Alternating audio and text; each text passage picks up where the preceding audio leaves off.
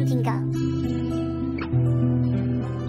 ఇందులో పాత్రలు నేను వీడు కాదు, నేను తను.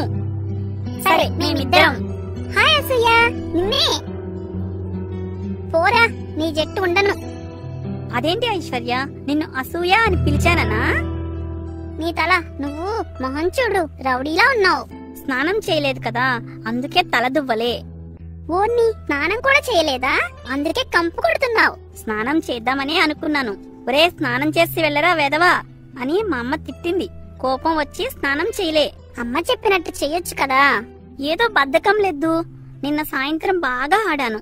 తరువాత అన్నం తినేసి అట్టాగే పడుకుండిపోయాను. అయితే నిన్న సాయంత్రం కూడా నువ్వు స్నానం చేయలేదన్నమాట. అందుకే డబ్బులు కంపు కొడుతున్నావు. తల నిండా మట్టి, చేతి నిండా గోళ్లు, బరాబరా గూక్కుంటావు నీ మట్టి బుర్రని. దాంతో నీ గోళ్ల నిండా మట్టి, దాంతోనే అన్నం తింటావా? ఘోరం, తలుచుకుంటేనే వాంతి వేస్తుంది. అట్లా తింటే నీకు రోగం వస్తుందిరా. నేను కంపు కొడుతున్నానా? నా గోళ్లు చూస్తే వాంతు వస్తుందా? అయితే స్నానం చేసి వస్తా, గోళ్లు కూడా కత్తిరించుకుని వస్తా. మరి నువ్వు నా జట్టే ఉండాలి. 2 పూటలా స్నానం చేస్తే నువ్వు ఆరోగ్యంగా అందంగా హీరోలా ఉంటావు. అప్పుడు నేను నీ జట్టే ఉంటా. ఇదిగో, ఇప్పుడే స్నానం చేసి వస్తా. నువ్వు ఇక్కడే ఉండాలి. నేను వచ్చాక నువ్వు నా జట్టే అని చెప్పాలి. ఏం?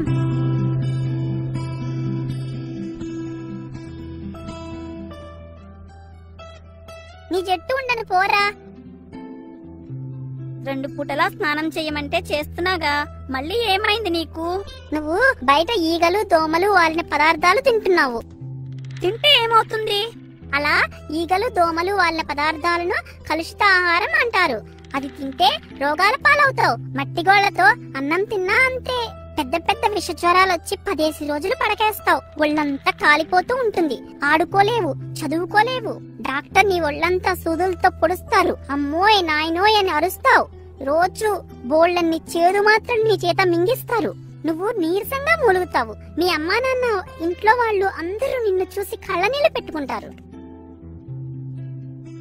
ఆపు అసూయ, ఆపు. కలుషిత ఆహారం తింటే జీవితం ఇంత ఘోరంగాను నరకంగాను ఉంటుందా? అమ్మో, ఒక్క క్షణం కూడా ఆడకుండా ఉండలేను. రోజంతా నీరసంగా 10 రోజులు పడుకోవడం నా వల్ల కాదు. సూది మందులంటే నాకు మరీ భయం. మరైతే పరిశుభ్రత లేని ఆహారం తినడం మానే. ఆకలేస్తే ఇంటికెళ్ళి మీ అమ్మ పెట్టింది తిను. సరే, ఇక నుంచి కలుషిత ఆహారం తినను. మరి నువ్వు నా జట్టే కదూ?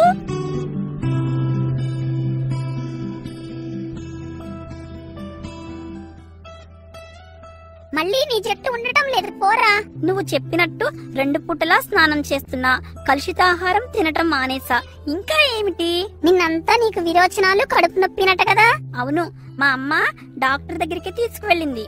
డాక్టర్ అమ్మని కోప్పడ్డాడు. నీళ్లు కాచి వడపోసి చల్లార్చి తాగాలట.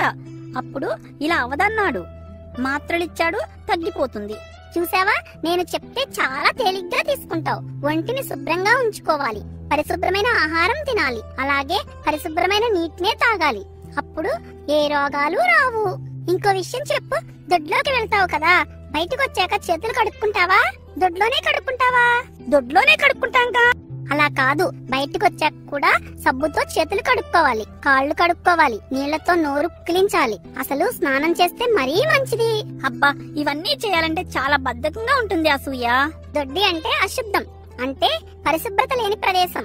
అక్కడి నుంచి నువ్వు బయటకు వచ్చేటప్పుడు ఎన్నో సూక్ష్మ క్రిములు రౌడీ గుంపుల్లా నీతో పాటు వస్తాయి. నీ చేతులు, పాదాలు, నీ బట్టలు అన్ని సూక్ష్మ క్రిములమయం. సూక్ష్మ క్రిముల నాతో పాటు? అవి బయటకు రావడం నేనెప్పుడు చూడలేదే. ఒరేయ్ మొద్దు, సూక్ష్మ క్రిములంటే కంటికి కనపడవు. అట్లా చెప్పు, కనబడితే చంపేయను. అదే మరి, కనపడని వాటిని చంపాలంటే కాళ్ళు చేతులు బాగా సబ్బుతో శుభ్రం చేసుకోవాలి, స్నానం చేసి బట్టలు మార్చుకోవాలి, అప్పుడే ఇంట్లోకి రావాలి. అప్పుడు గదిలో ఉన్న ఏ వస్తువు ముట్టుకున్నా పర్వాలేదు. భద్రకించి అలా చెయ్యలేదనుకో, ఇల్లు వాకిలి అంతా సూక్ష్మ క్రిములమయం. వాటితో మీరు గెలవలేరు. ఇక అంతా డోకులు, విరోచనాలు, జ్వరాలు, రోగాలతో బాధపడతారు. అబ్బో, చాలా చెయ్యాలి, చాలా పాటించాలి. ఈ విషయంలో బద్ధకం అస్సలు పనికిరాదు. అవును, అప్పుడే ఇల్లు ఒళ్ళు ఆరోగ్యంగా ఉంటుంది. అందరూ నిన్ను హీరోలా చూస్తారు.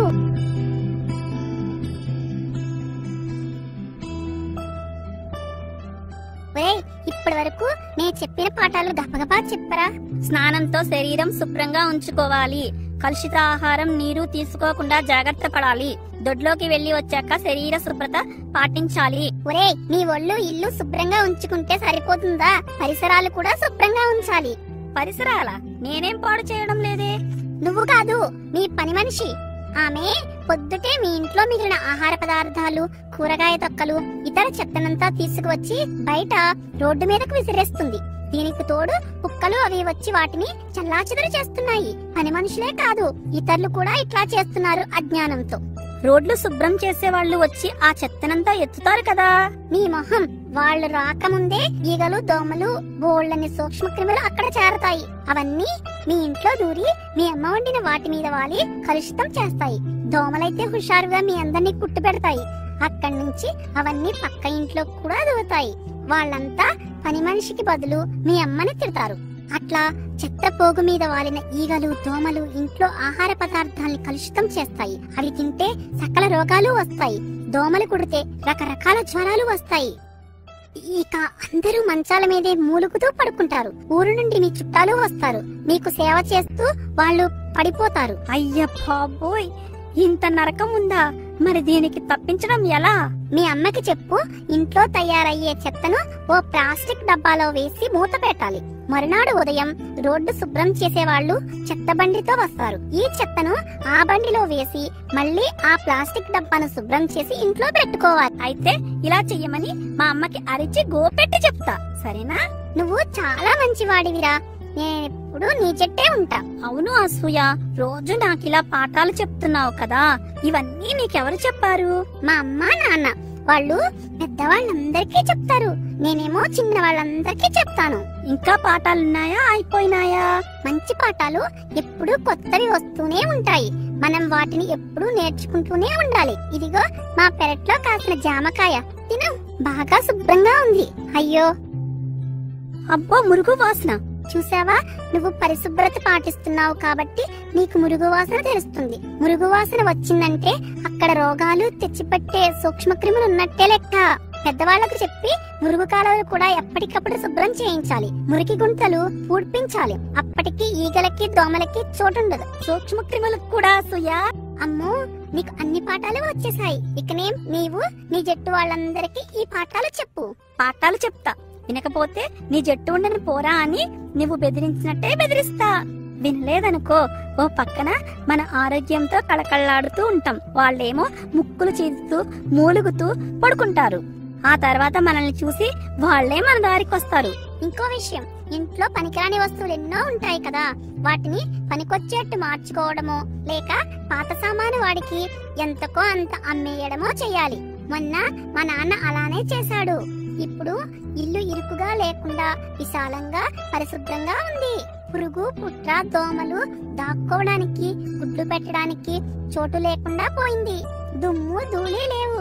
మాకు తుమ్ములు లేవు. అయితే ఇది మా నాన్నకి చెప్తాను. మిగతా విషయాలు కూడా చెప్తాను. ఇవన్నీ ఎక్కడ నేర్చావురా బడవా అని తెగ మెచ్చుకుంటాడు. ఒరే, ఈ వారం రోజుల్లో నీవు నాకన్నా బాగా ఎదిగిపోయావురా. అవును, బడవా అంటే ఏమిట్రా? అంటే భయం లేకుండా దబాయించేవాడు అని నా అర్థం. నేను చెప్పుకున్న విషయాలన్నీ మీరు కూడా అందరికీ దబాయించి చెప్పండి. ఆరోగ్య విషయాలు దబాయించే చెప్పాలి. అట్లా చేస్తే మనందరం హాయిగా, ఆరోగ్యంగా కలకాలం ఉంటాం. మరి మేం కూడా ఉంటాం. ఏం?